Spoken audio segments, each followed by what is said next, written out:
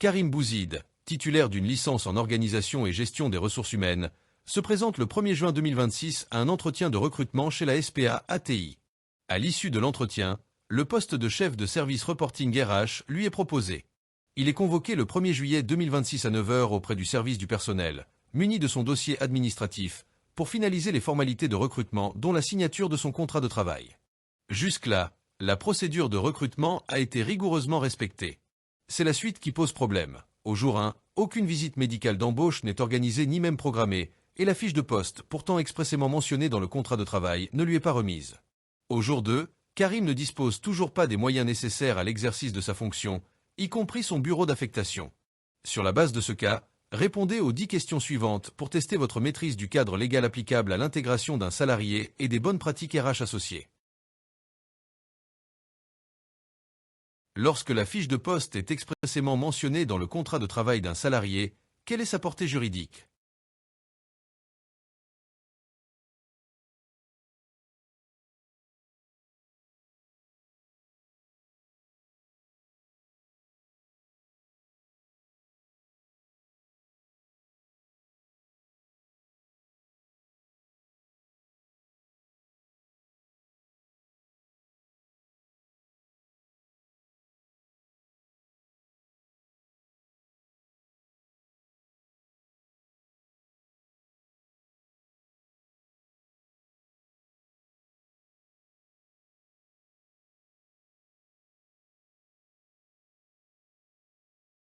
Quel texte pose l'obligation, pour tout travailleur nouvellement recruté, de subir une visite médicale d'embauche?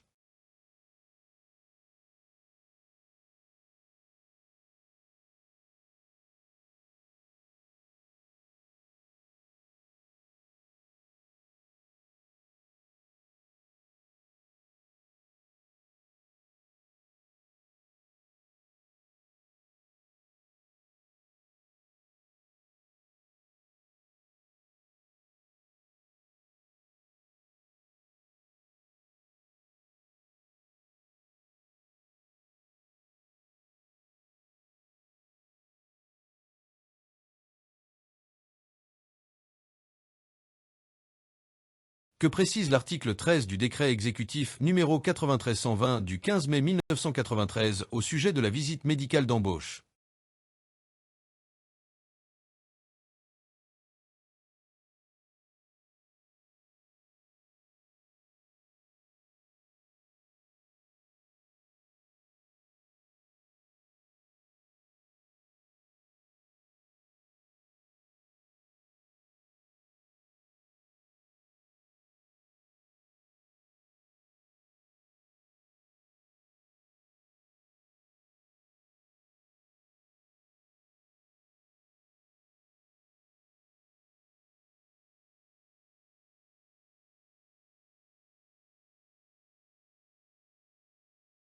Que disent la loi numéro 8807 et le décret exécutif numéro 93-120 quant au délai dans lequel la visite médicale d'embauche doit être réalisée?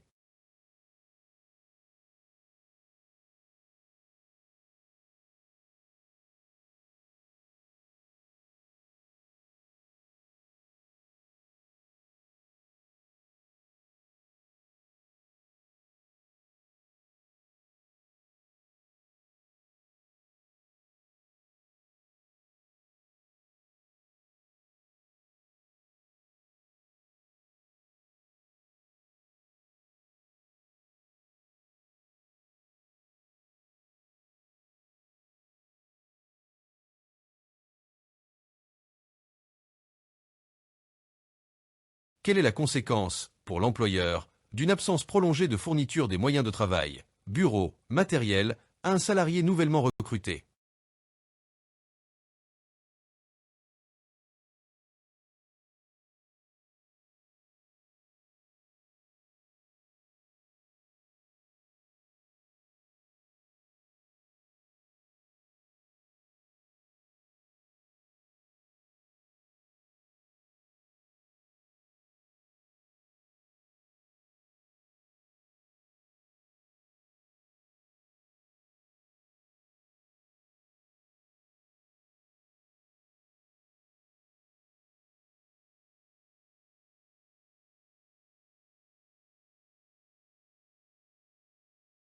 Dans un processus d'intégration structuré, que doit-on avoir préparé avant l'arrivée du salarié? Phase 0, J8 à J1.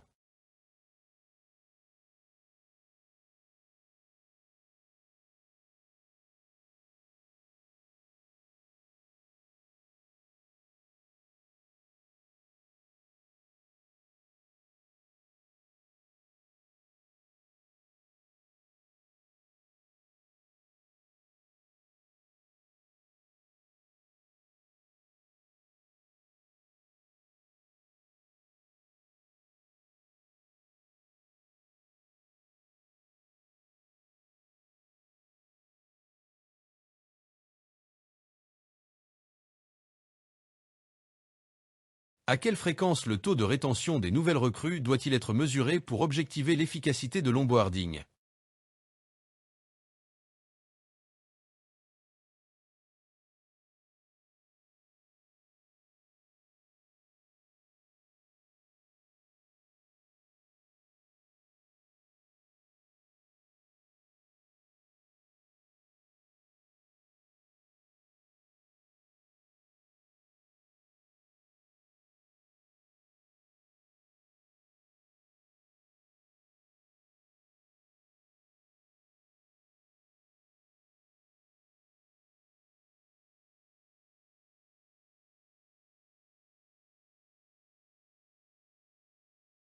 Quel est l'objectif principal des enquêtes de satisfaction consacrées à l'intégration des nouvelles recrues?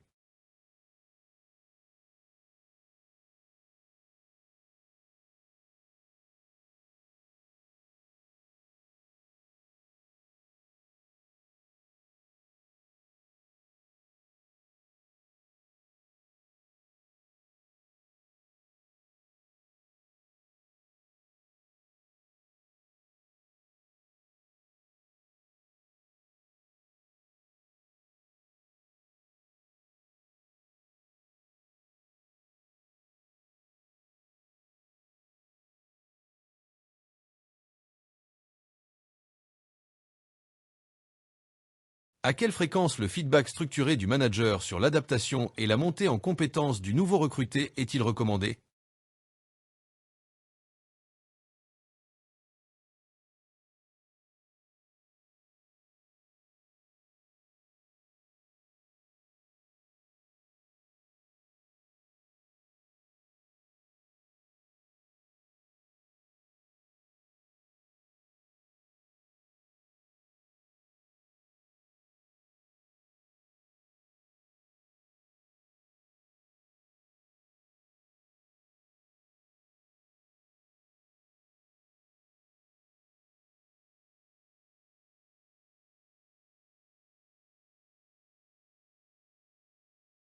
Quelle est la distinction essentielle à retenir du cas de Karim Bouzid chez la SPA ATI?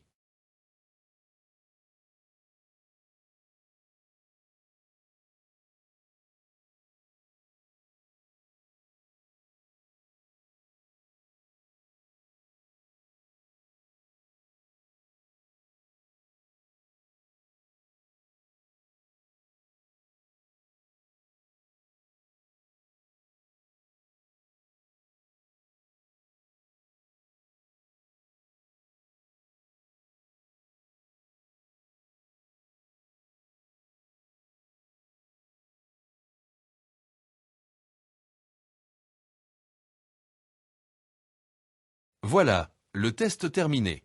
Quel est votre score? Si vous avez 8 ou plus, félicitations, vous maîtrisez ces subtilités. Si vous êtes entre 5 et 7, vous avez de bonnes bases mais quelques pièges vous ont échappé. En dessous de 5, pas d'inquiétude, vous venez d'identifier précisément les points à travailler. Abonnez-vous pour ne rien manquer.